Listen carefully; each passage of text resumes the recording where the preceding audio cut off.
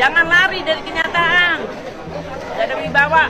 Assalamualaikum warahmatullahi wabarakatuh. Apa kabar kawan-kawanku semuanya? Semoga sehat selalu dirahmati, diberkahi, dan juga dilancarkan rezekinya oleh Allah Subhanahu wa Ta'ala.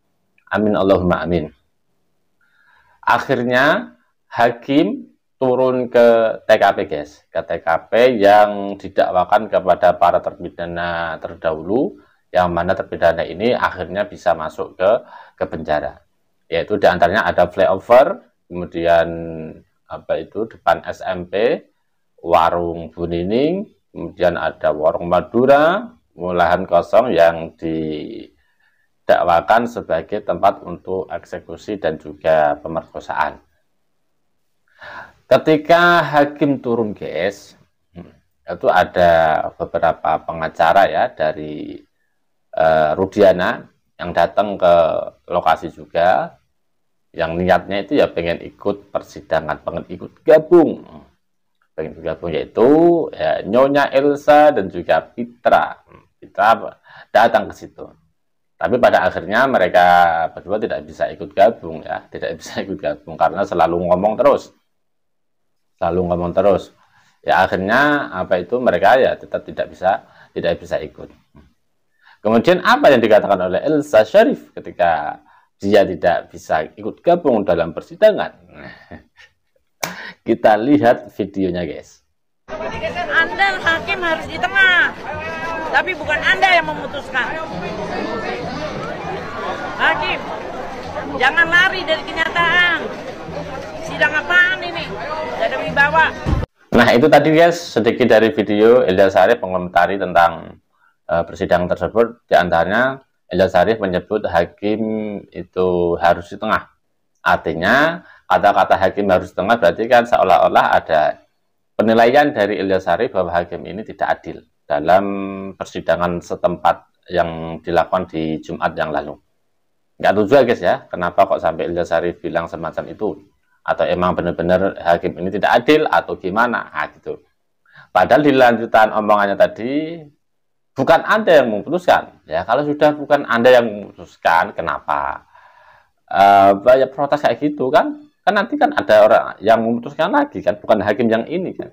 Hakimnya ini kan cuman mengecek aja ya, mengecek lokasi sepertinya apa untuk menyocokkan kesaksian aib itu diantaranya itu ya.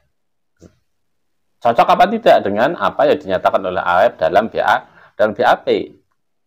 Tapi seolah-olah kalau saya pandang ya kok kayak ada kepanikan, guys, ya. Kok kayak ada kepanikan sampai bilang hakim harus di tengah, gitu kan. Bahkan menyebutkan lagi jangan lari dari kenyataan. Hakim jangan lari dari kenyataan. Lari kemana, Bu Elsa? Itu kan hakim itu bukan lari ke situ, bukan, mengecek lokasi. Itu pun jalan mereka, nggak ada yang lari. Jalan semua. Tujuannya itu tadi untuk mencari kebenaran apa yang telah didakwakan, yang diputuskan oleh hakim pada tahun 2016 itu. Ya intinya nggak usah panik lah, Bu Elsa lah. Karena apa? Bukan hakim ini yang memutuskan, gitu kan. Mereka cuma mencari sesuatu yang dianggap novum baru oleh penasihat hukum para terpidana. Gitu aja kok repot. Repot aja nggak gitu, Belsa. Bahkan Elsa juga menyebutkan berkata persidangan yang nggak berwibawa. Itu ya, guys, persidangan nggak berwibawa menurut Elsa Sharif. Mungkin karena Elsa Sharif ini nggak bisa ikut gabung, ya, gabung, begitu mungkin ya sampai berkata semacam itu. Tapi nggak tahu lah lantaran apa. Saya kira mungkin ya ke situ juga sih.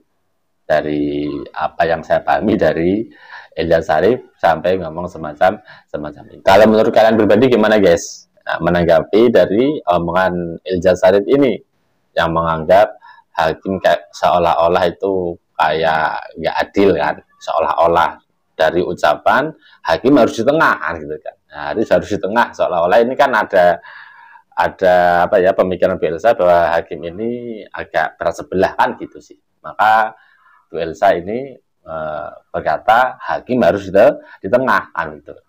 Beda kalau anggapannya hakim sudah di tengah nian, sudah di tengah benar, berarti kan nggak perlu ngomong harus di tengah gitu.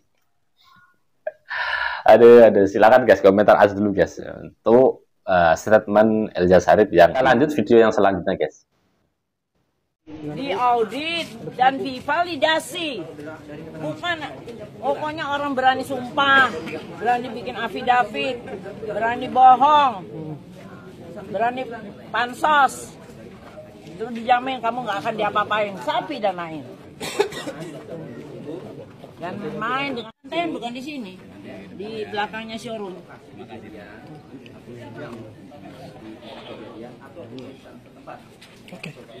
Nah itu tadi guys, sedikit tambahan lagi bahwa Elza Syarif itu ya jangan asal-asalan ya, saksi itu harus diaudit, harus divalidasi dan sebagainya. Nah, jangan asal-asalan, yang berani sumpah, kemudian berani mengucapkan meskipun itu bohong dan sebagainya kan, harus dibuktikan dulu kan begitu. Jangan pansos juga ya. Kemudian Elza Syarif juga akan mengancam, akan mempidanakan saksi-saksi tersebut karena anggapan Elza Syarif mereka adalah menyebarkan berita bohong atau berita hoax. Karena belum meyakini kan semuanya keputusan itu di hakim kan gitu sih, keputusan itu di hakim, bukan hakim yang sidang PK ini bukan kan, karena nanti ada lagi tuh majelis hakimnya nanti ya, yang setelah ini kan ada tuh yang memutuskan.